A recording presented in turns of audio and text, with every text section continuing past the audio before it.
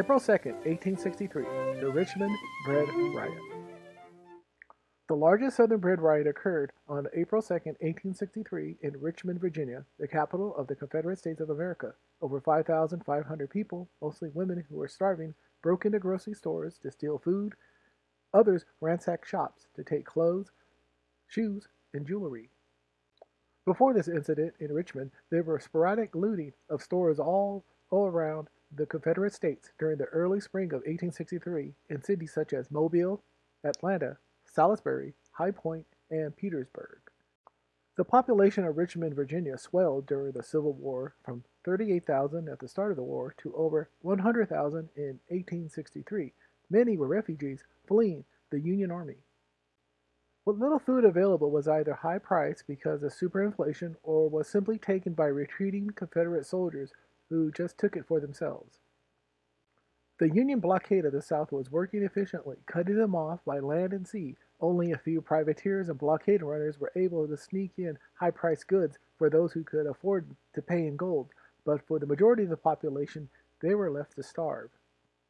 The Richmond Bread Riot was led by Mary Jackson, a Virginian street peddler and mother of a soldier, along with Martha Ferguson.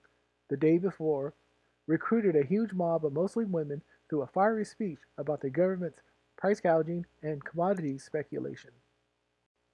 Around 9 a.m., April 2nd, a large crowd marched towards the Capitol and demanded to speak to the governor to address their demands of lowering the price of food. Governor John Letcher at first told an aide to address the crowd that he was too busy with affairs of the state, but all this did was work up the crowd into a frenzy. This brought out hundreds of more protesters to march around the Capitol, calling him out. Letcher finally came out of his office to address the crowd, but his speech did little to comfort them. The angry crowd marched off towards the market district of Richmond and ransacked it. All of the food, clothes, and jewelry shops were cleaned out. The governor came to the scene, along with President Jefferson Davis, to try and appeal to the crowd to stop the riot. Davis walked up to the crowd, tossed some money from his pocket, and asked them to leave, and said, "You say you're hungry. I have no money. Here, this is all I have." The governor called in the local militia to restore order. Mary Jackson began to lead the crowd of hungry women to chant, "Bread or blood, bread or blood," while she waved a bowie knife around. After the mayor read the crowd the riot act, the local militia finally came in to sweep out the rioters.